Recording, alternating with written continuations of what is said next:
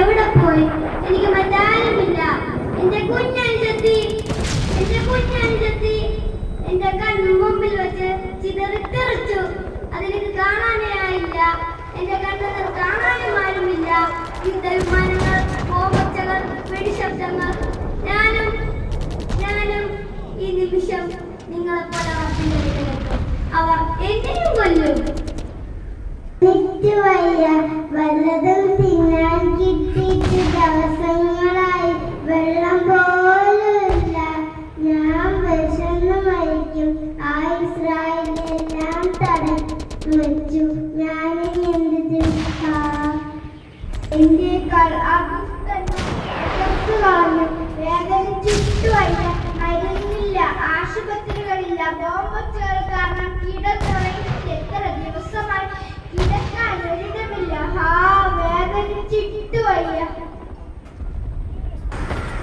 വെയിലും മഴയും രാത്രിയിൽ കൊടും തണുപ്പും.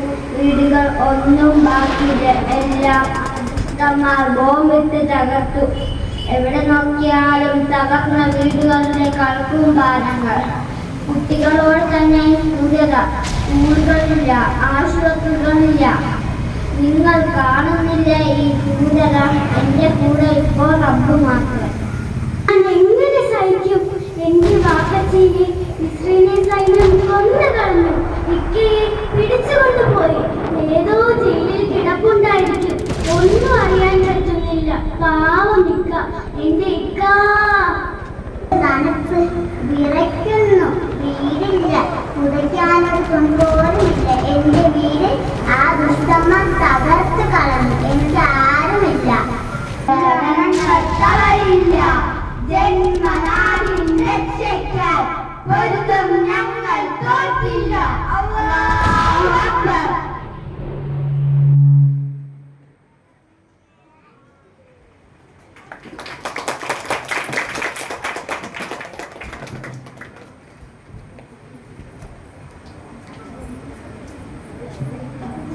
Heart-touching and powerful, a truly mind-blowing and great performance by the whole team.